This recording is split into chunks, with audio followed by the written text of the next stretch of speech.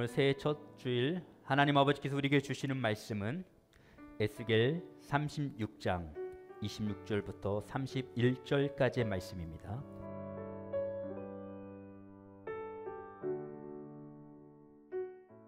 또 새 영을 너희 속에 두고 새 마음을 너희에게 주되 너희 육신에서 굳은 마음을 제하고 부드러운 마음을 줄 것이며 또 내 신을 너희 속에 두어 너희로 내 율례를 행하게 하리니 너희가 내 규례를 지켜 행할지라.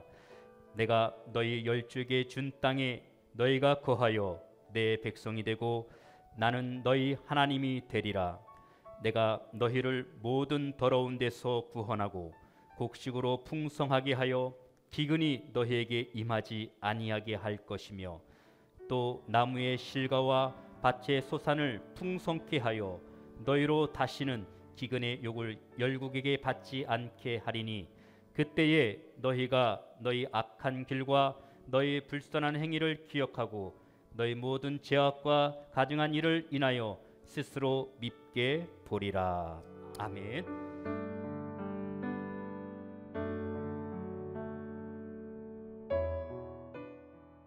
자, 새해 첫 주일을 맞이하게 되었습니다. 비대면으로 예배를 드리게 되어서 아쉽기는 하지만은 그래도 하나님께서는 지금 여러분이 계시는 그곳에도 함께 계셔서 이 예배를 통해서 말씀하시고 은혜를 주시고 영광을 받으시는 줄로 믿습니다. 할렐루야. 감사하죠. 하나님이 어디나 계신다는 거. 만약에 우리가요 우상을 섬기는 사람이었다면 이렇게 생각을 못할 거예요. 아이고 어떻게 하나, 아무리 내가 큰 소리로 해도 못 들으실 텐데, 우상님께서 못 들으실 텐데 어찌하나 거기를 가야 되는데. 얼마나 안타깝겠어요. 우상을 섬기는 사람이라. 근데 우리는 어디나 계시는 전지전능하신 하나님을 믿기 때문에 하나님께서 지금 여기에도 함께 계십니다. 믿고서 하나님께 예배를 드리면서 영광을 돌리는 거지요. 또 하나님께서 말씀하시면서 우리 마음속에 깨달음을 주시고 감동을 주시고 새 힘을 주시고 은혜를 주시는 것입니다. 할렐루야. 얼마나 감사합니까? 그래서 우리가 지난 한 해를 보내고 새로운 한 해를 맞이하면서 새 마음이라는 제목으로 말씀을 들으면서 함께 은혜 받기를 원합니다. 자, 새 마음. 근데 사람이요 해가 바뀌어졌다고 해서 뭐 달라지는 거 있습니까? 뭐 달라졌어요? 그 사람이 그 사람이지. 응? 똑같은 나라고 똑같은 사회고 똑같은 가정이고 똑같은 직장이고 뭐 달라질 거 없어요. 전도서에 있는 말씀대로 해 아래 새 것이 없나니. 뭐가 새 것입니까? 다 그대로지. 숫자만 바꿔진 것이지요. 2020년, 2021년 숫자만 바꿔진 것이 뭐 달라진 거 아무것도 없어요.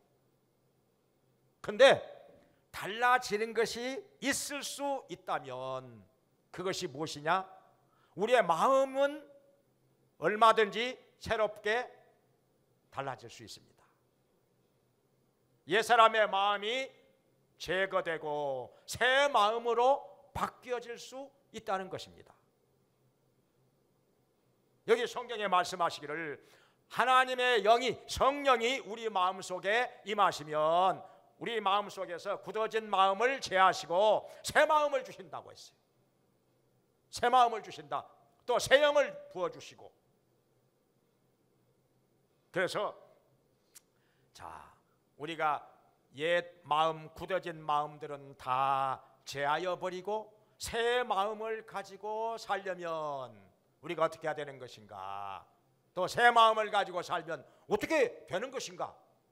여기에 대해서 오늘 본문에서 우리에게 하나님께서 말씀하고 계시는데, 세 가지로 나누어서 생각을 해보겠습니다.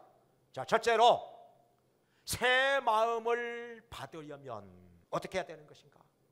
어떻게 해야 되겠습니까? 새 마음을 받으려면 여기 앞에서 말씀을 하십니다. 25절에서 본문 앞에 맑은 물로 우리를 씻어서 정결케 하신다고 말씀하셨습니다. 이건 무엇이냐? 우리가 회개하면 하나님 앞에 나와서 내 모든 죄를 내어놓고 자백하고 회개하면 하나님께서 우리 죄를 사하여 주신다는 말씀입니다. 우리 죄를 깨끗하게 씻어주신다는 것입니다. 요한일서 1장 7절에서도 말씀하시기를 그의 아들 예수 그리스도의 피가 우리 죄를 깨끗하게 하실 것이요 말씀하셨습니다. 또 1장 8절에 1장 9절에 이어서 만일 우리가 우리 죄를 자백하면 저는 미쁘시고 의로우사 우리 죄를 사하시고 모든 불의에서 우리를 깨끗하게 하실 것이요 말씀하셨습니다. 할렐루야. 이 얼마나 감사한 일입니까?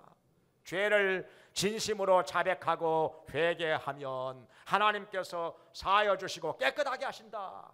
그의 아들 예수 그리스도의 피로 우리의 죄를 씻어 주신다 약속하셨으니 이 얼마나 감사합니까? 이 죄사함의 은총이 있다고 하는 거, 이거 굉장한 복인 것입니다.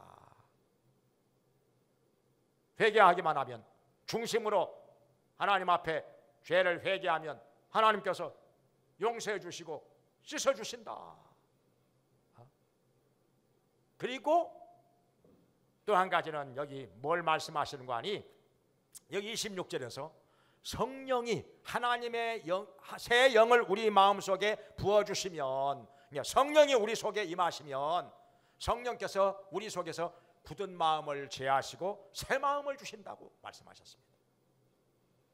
그러니까 우리가 회개하고 예수 그리스도를 마음속에 영접하면 성령께서 우리 속에 임하셔서 우리의 모든 죄를 사하여 주시고 굳어진 마음을 제하여 주시고 새 마음을 주신다 하는 것입니다. 할렐루야.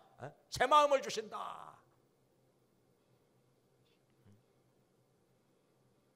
새 마음을 주시면 우리는 달라지는 것이지요. 변화되는 것입니다. 새 마음을 주시면. 성경에 보면은 사무엘상에 보면은 사울 왕이 나옵니다. 사울이 원래 그냥 빈둥빈둥 놀러다니는 건달이었어요. 건달. 하우대는 멀쩡하죠. 뭐 사울만큼 잘생긴 사람이 없었어요. 이스라엘 백성 중에 이만큼 준수한 자가 없었더라. 이렇게 말씀하고 아주 얼굴 잘생기고 키도 크고 체격도 건장하고 한마디로 말해서 미스터 이스라엘이었어요. 미스터 이스라엘 멋지게 생겼죠. 그런데 그 속에 있는 마음은 쓸모가 없어요. 사람이 쓸모가 없어. 비둥비둥 놀러나다니고 그냥 별로 쓸모가 없어요. 그러니까 고작 한다고 하는 게 그냥 자기 아버지가 잃어버린 낙이나 가서 찾아와라 하고 그런 일이나 시키고, 어느 정도로 영적인 것에 대해서 어둡고 뭘 몰랐냐 하면요, 선지자가 뭐 하는지도 몰랐어요. 성경에 보니까 그때 사무엘 선지자가 계셨는데 선지자가 뭐 하는지를 몰랐어요. 그리고 선지자한테 찾아갈 때는 뭘 가지고 가야 되는지, 뭘 어떻게 해야 되는 것인지 그것도 몰랐어요. 그러니까 몰라도 이 영적인 세계에 대해서 너무 몰라. 그러니까 오죽하면은 나중에 사울이 하나님의 신이 임하여 가지고 새 마음을 받고 또 예언을 하고 있으니까 사람들이 오, 사울도 선지자들 중에 있더냐? 사람들이 참 이상하다. 이거 진짜 별일을 다 보겠다. 사울도 선지자들 중에 있더냐? 옛날에 사울을 알던 사람은 그렇게 말을 했다는 거예요. 얼마나 사람들로부터 눈밖에 났으면, 얼마나 쓸모없는 사람으로 살았었으면 사울이 성령이 임해가지고 예언을 하니까 사울도 선지자들 중에 있더냐? 그 참 이상한 일도 다 있네. 저 사람이 예언을 다 하다니. 이야, 오늘 아침에 해 어느 쪽에서 떴지? 뭐 그렇게 말을 할 정도로 참 이상한 일도 다 보겠다. 그 정도로 사울이 성령이 임하기 전에는요, 그 옛사람의 모습은 정말 쓸모가 없었다 이거예요. 빈둥빈둥 놀러다니는 건달, 아무짝에도 쓸모가 없는, 더군다나 영적인 세계에 대해서는 아무것도 모르는 그냥 깜깜한 사람. 자기 사환만큼도 몰라. 사환이 가르쳐주니까 여기 이 근처에 사무엘이라는 선지자가 살고 있다는 얘기 들었습니다. 뭐 선지자가 뭐 하는 거요? 아니, 선지자가 뭔데? 그 선지자한테 갑시다. 뭐 이런 것 저런 거 우리가 알 수 없는 것도 다 이렇게 가르쳐 주는 분이라고. 예언도 하고. 그러니까 그러면 그냥 가자. 그러니까 선지자한테 그냥 가는 줄 알았어요. 선지자한테 갈 때는 예물을 가지고 가야 됩니다. 사환이 일일이 다 가르쳐 주잖아요. 그러니까 기본적인 것도 몰라, 성경에 보니까. 그런데요, 하나님께서 이런 사람에게도 하나님의 신이 임하셔서 옛사람의 마음은 제하여 버리고 새 마음을 주셨더라. 사무엘상 10장 6절에 말씀하셨습니다. 새 마음을 주셨더라. 성령께서 임하셔가지고 새 마음을 주셨더라. 성경에 보면은 또 똑같은 신약 성경에 똑같은 이름이 또 나옵니다. 역시 이 사람도 사울이요. 집안은 좋았지요. 공부도 많이 했지요. 똑똑하기도 하지요. 열정도 있어요. 그런데 문제는 뭐냐? 예수님을 몰랐어요. 그래가지고 예수 믿는 사람들을 엄청나게 핍박을 했습니다. 감옥에 잡아가두고 돌로 때려 죽이는데 앞장서기도 하고 악명이 높았습니다. 그런데 이 사람이 예수 믿는 사람들을 잡으러 가다가 부활하신 예수님을 만납니다. 사울아 어찌하여 네가 나를 핍박하느냐? 누구십니까? 나는 네가 핍박하는 나사렛 예수니라. 주여, 제가 어떻게 해야 되겠습니까? 그때부터 사울이 부활하신 예수님을 만나고 나서 회개하고 예수님을 구주로 믿게 됩니다. 그리고 성령으로 충만하게 됩니다. 새 마음을 받게 되는 것이죠. 새 마음을 받게 됩니다. 성령이 임하시고 아나니아가 그에게 안수함에 그에게 하나님의 성령이 충만히 임하시게 되었습니다. 그때로부터 사울은 새 마음을 받게 되었습니다. 그가 바로 그 유명한 사도 바울이지요. 일평생을 복음 전하는 데 바친 위대한 인생을 살았던 사도 바울, 우리가 다 존경하는 사도 바울. 신약 성경 13권 27권 중에 13권이 바울의 손에 의해서 쓰여졌습니다. 하나님께서 그렇게 사용을 하신 것입니다. 새 마음을, 이게 정말 중요한 것이죠. 이게 정말 중요한 것이죠. 우리 모두가 다 이제 새해를 맞이해서 다른 거야 달라질 것이 없지만은 우리의 마음만큼은 달라질 수가 있다는 거.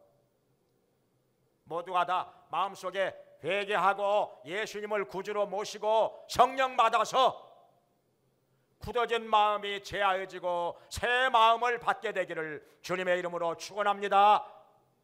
다음에 두 번째로 뭘 말씀하시고 있는 거 아니? 자, 새 마음을 받게 되면 새 사람이 된다. 새 사람은 어떻게 되느냐 이거요. 새 사람은 어떻게 되느냐? 여기 말씀하시기를 27절에 하나님의 율례와 규례를 지켜 행하게 된다. 이렇게 말씀하고 있습니다. 새 사람이 되면은, 새 마음을 받아가지고 새 사람이 되면은, 전에는 불순종하고 거역하고 내 마음대로 내 뜻대로 살았었는데 이제는 하나님의 율례와 규례를 지켜 행하면서 살게 된다 하는 것입니다. 순종하며 받게 된다.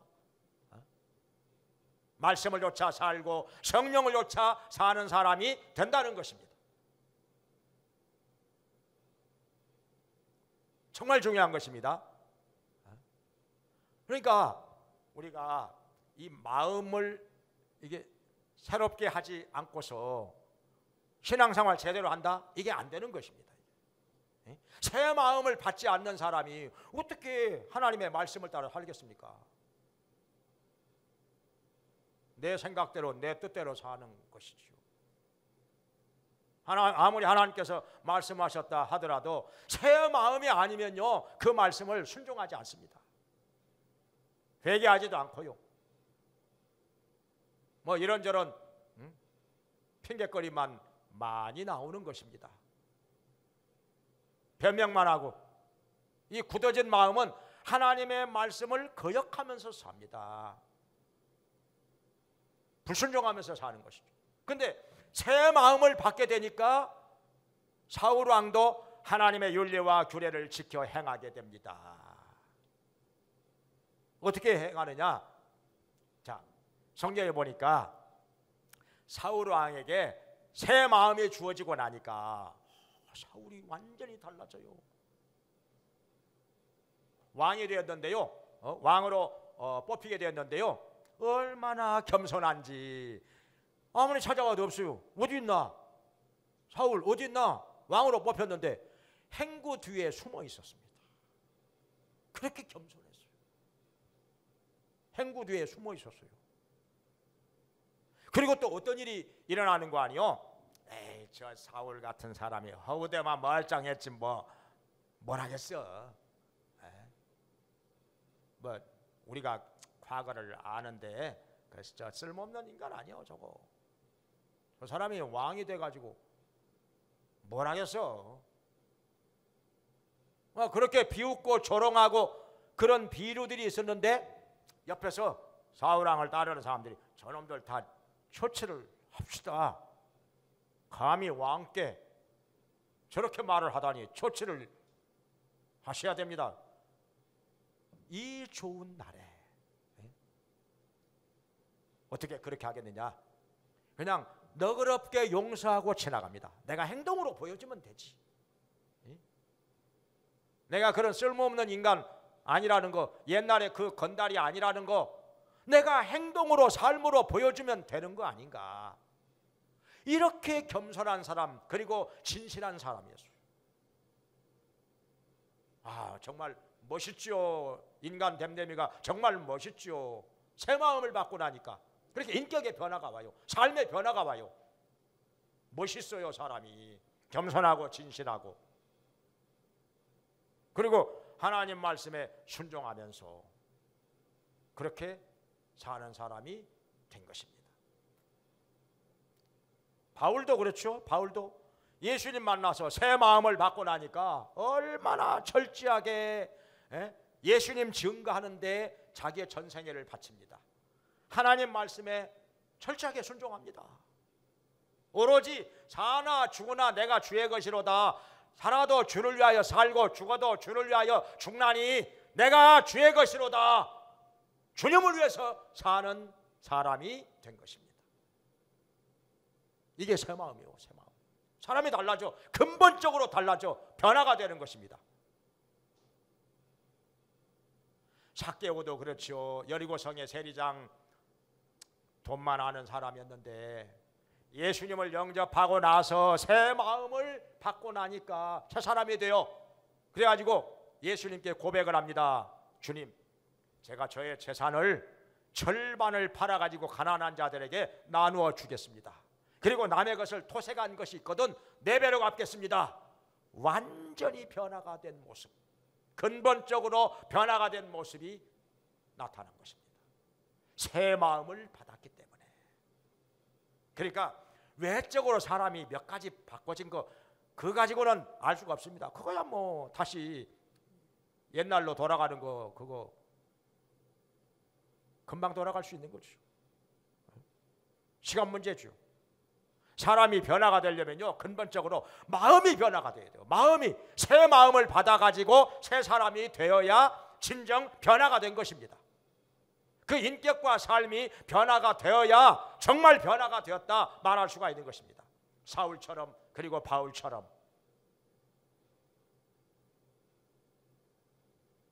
정말 변화가 되어야 합니다. 그 다음에 세 번째로, 자, 새 마음을 받고 새 사람이 되면 하나님께서 그에게 어떻게 해주실까요? 복을 받게 된다는 것입니다. 여기 29절에 말씀하시기를 새 마음을 가지고 새 사람이 되어 사는 자에게, 하나님의 윤리와 규례를 지켜 행하는 자에게 하나님께서 어떻게 하시느냐? 곡식이 풍성하게 하시고 기근이 없어지게 하신다는 것입니다. 과수원에 과일도 풍성하게 하시고 농사도 잘 돼가지고 곡식이 풍성하게 하시고 기근을 면하게 하신다. 할렐루야. 바로 이것입니다.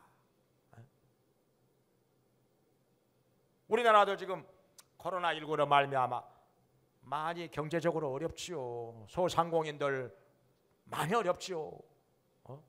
얼마나 마음 졸이겠습니까? 혹시 방역 단계가 2.5에서 3단계로 올라가면 다 문 닫아야 되니까, 웬만한 가게 다 문 닫아야 되니까 얼마나 마음 졸이고, 여기저기서 그냥 확진자가 무더기로 나올 때마다 얼마나 원망스럽고 얼마나 마음이 아프겠어요. 자기가 직접 피해를 입으니까. 저렇게 확진자가 많이 안 나왔다면 가게 문 열어놓고 장사할 텐데. 그래도 우리나라는 작년에 OECD 국가에서 경제 성장률 1위를 기록했습니다. 경제 성장률 1위. 이건요, 나라가요 막 잔치 벌이고 난리가 나야 될 일이에요, 사실은요. 근데 그 나쁜 언론들은 이거 별로 얘기도 안 하죠. 그래도 다행히 나라 곧 망한다는 말 안 하니까 그래도 그나마 다행이긴 한데, 얼마 전만까지도 그랬잖아. 나라 곧 망한다고 막 이거 뭐, 심지어 어떤 사람 북한으로 넘어간다고 그러고 별 가짜 뉴스들을 만들어 가지고 퍼뜨리면서 한마디로 귀신이 판치고 놀아난 거예요. 이 거짓 영이 판치고 놀아난 거예요. 뭐가 망합니까, 나라가? 경제 성장률 작년에 OECD 국가에서 1위를 기록을 했다니까. 할 말 있어요? 다 그게 거짓말이었다는 거. 망하기를 바랬던 것인지, 나라가 망하더라도 자기가 권력을 잡으면 그냥 된다는 생각을 했던 것인지, 왜 그렇게 사람들이 거짓말을 해야 되는지. 언론도 문제예요. 언론이 아무리 이렇게 엉뚱한 소리하고 거짓말하고 그래도 언론이 좀 그걸 바로잡아주고 공정하게 긴 건 기고 아닌 건 아니라고 말을 해줘야 되는데, 언론이요 앞장서 그런 가짜 뉴스를 만들어내는데 앞장을 서 그냥 이 악한 언론들이 그냥 그렇게 해가지고 그냥 돈만 벌면 된다, 그냥 구독자만 늘어나면 되고 국민들이 더 이상 속아 넘어가지 말고 이용당하지 말고 정신 차려야 되는데. 아무튼 간에 작년에 경제 성장률 1위를 기록했어요. 그리고 여러분 아시죠? 우리나라 코스피 지수가 사상 최고치를 넘어갔습니다. 그 전부터 그렇죠. 그저 한 10몇 년 전부터 뭐 3천, 코스피가 뭐 3천 넘어간다. 넘어가기는 뭘 넘어가요? 2,300을 못 넘어갔지. 그런데 올해 들어와서 이 코로나 때문에 온 세계가 어려운데, 이 어려운 시기에 코스피가 2,300을 처음으로 넘어간 것뿐만이 아니라 지금 2,800을 넘어갔어요. 2,800을 넘어갔어요. 참 놀라운 일이죠. 이 코로나 때문에 잔뜩이나 온 세계가 다 경제가 얼어붙고 어려운 시기에 우리나라 종합 주가 지수가 사상 최고치를 기록을 했다는 거. 지금요 전 분야에서 지금 수출이 회복세 또는 작년보다 많이 증가했습니다.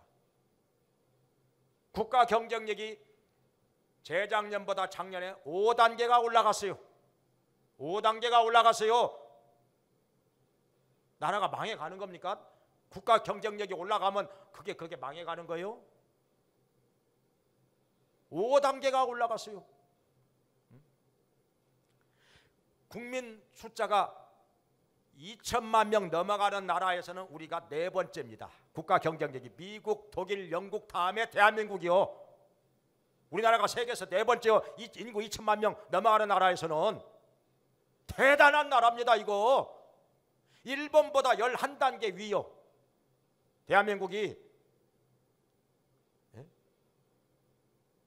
거시경제 안전성이 재작년에도 1등, 작년에도 1등. 그러니까 나라가 가장 경제적으로 망하기 어렵다 하는 거예요. 망하기가 어려운 나라가 대한민국이에요. 거시경제 안전성이 1위니까 가장 안 망할 나라라 이거죠. 국가 신용 등급이 일본보다 2단계 위에 우리가. 국가 신용 등급이. 그러니까 일본 사람들이 배가 아파서 죽으려고 그러지요. 좀 알고 얘기해요. 좀 알고. 제발 거짓말 좀 하지 말고. 그런 말에 속아 넘어가지 말고. 대단히 하나님께서 우리 대한민국을 사랑하시고 복을 주시는 거지요. 지금. 그래서 여기 문제는 뭐냐? 하나님께서 지금 이스라엘 백성이, 유다 백성이 바벨론의 포로로 끌려, 지금 에스겔서가요 어떻게 쓰여졌느냐? 바벨론의 이스라엘 백성이 포로로 끌려가 가지고 많은 어려움과 괴로움을 당하고 있을 때 이 말씀을 주신 거예요. 성령이 임하셔가지고 새 마음을 주시면 새 사람이 되고 하나님의 윤리와 규례를 지켜 행하게 되고 과수원의 과일도 풍성하게 되고 나라가 잘 되게 된다 하는 것입니다. 우리가 새 마음을 가지고 하나님의 말씀을 지켜 행하기만 하면은 개인적으로나 국가적으로나 곡식이 풍성하게 되고 기근을 면하게 된다. 어려움에서 벗어나게 된다 하는 것입니다. 아멘. 그래가지고 또 어떤 일이 나느냐? 여기 재밌는 말씀이 또 있습니다. 이게 30절 31절에 사람들이요 과거를 돌아보고서 무슨 말을 하는 거 아니? 우리가 행한 악한 길에서 또 불선한 길에서 그것을 갖다가 굉장히 하나님 앞에 송구스럽게 생각하고 괴로워한다 이거죠. 왜 그렇게? 여러 가지 죄악된 것도 가증한 것을 인하여 스스로 밉게 보리라 그랬어요. 이게 자신을 미워한다 이거. 왜냐하면 이게 부정적인 말이 아니라 그때 내가 왜 그렇게 잘못된 삶을 살았을까? 왜 그렇게 악을 행하면서 가증하게 살면서 우리 하나님 마음을 이렇게 아프게 했을까? 이렇게 나한테 복을 주시는 분인데, 이렇게 좋으신 하나님인데 지금 그런 말씀이요.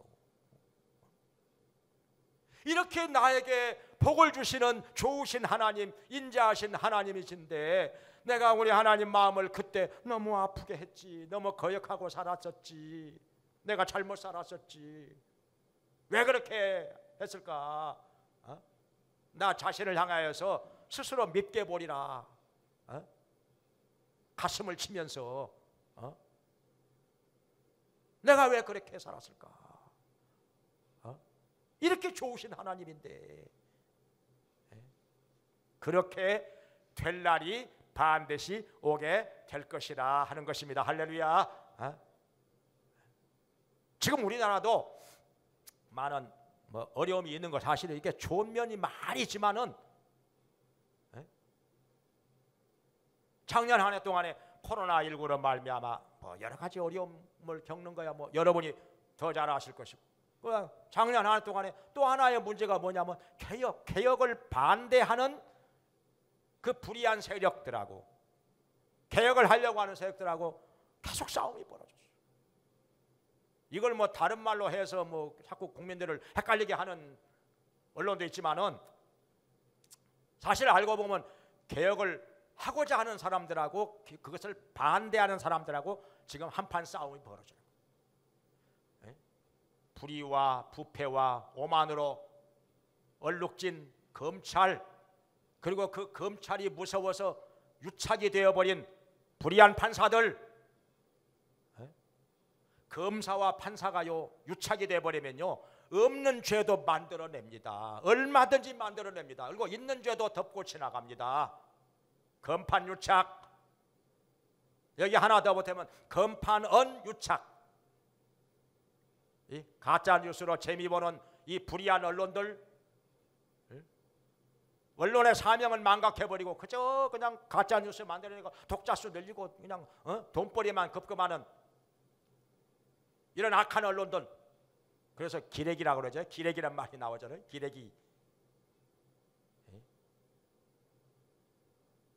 검판원이 유착이 돼가지고 함께 썩어버리는, 여기에서 국민들이 분별력을 가져야 돼요.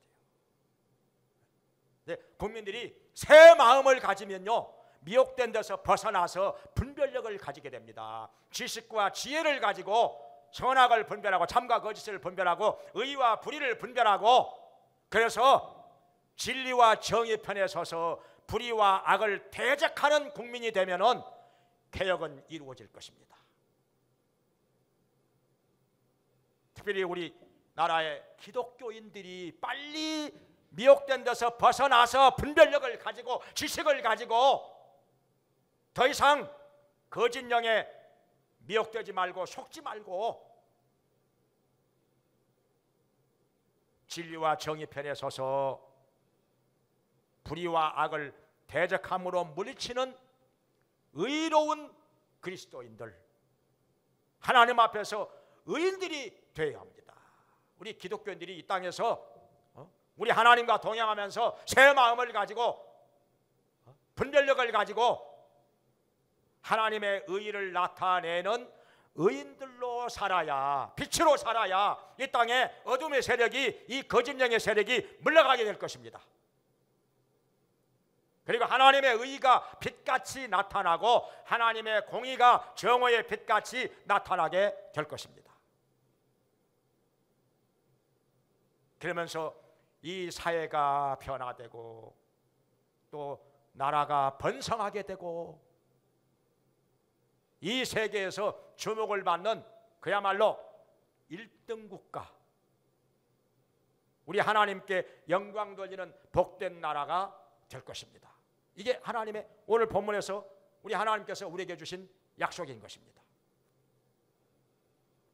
그래서 우리 모두가 다 굳어진 마음은 성령님께서 우리 속에서 제하여 주시고 새 마음을 주셔서 새 사람이 되고 하나님의 윤리와 규례를 지켜 행하게 되며, 그리고 이에 따르는 하나님의 복이 임하여서 점점 더 풍성하게 되고 번성하게 되고 모든 것이 새로워지고 잘되고 우리 하나님께 영광 돌리는 올 한 해가 되기를 주님의 이름으로 축원합니다. 기도하겠습니다. 은혜로우신 하나님 아버지, 지난 한 해 동안도 주님의 은혜 가운데서 어려움을 잘 극복하면서 보내게 해 주시고 새로운 한 해 주님 안에서 맞이하게 하시니 감사드립니다. 또 주님 앞에 나와 예배를 드리면서 귀한 말씀 듣게 되었사오니 감사드립니다. 우리 마음속에 깨달음 있게 해주시고 감동 있게 해주시고 은혜가 충만하게 하여 주시옵소서. 주님께서 말씀하신 대로 저희들 속에서 성령님 역사하셔서 굳어진 마음은 다 제하여 주시고 새 마음을 주셔서 새 사람 되게 해주시고 변화가 되게 해주시고 주님의 윤리와 규례를 지켜 행하게 하여 주시옵소서. 그리하여 복을 받게 되며 형통하게 되며 번성하게 되며 풍성하게 되며 우리 주님의 의를 드러내며 우리 주님께 영광 돌리는 자들 되게 하여 주시옵소서. 올 한 해 동안에 우리 개인적으로도 새로워지게 해주시고 이 나라도 모든 거짓과 불의와 악의 세력이 멸하여지고 새로워지게 하여 주시옵소서. 예수님의 이름으로 기도합니다. 아멘.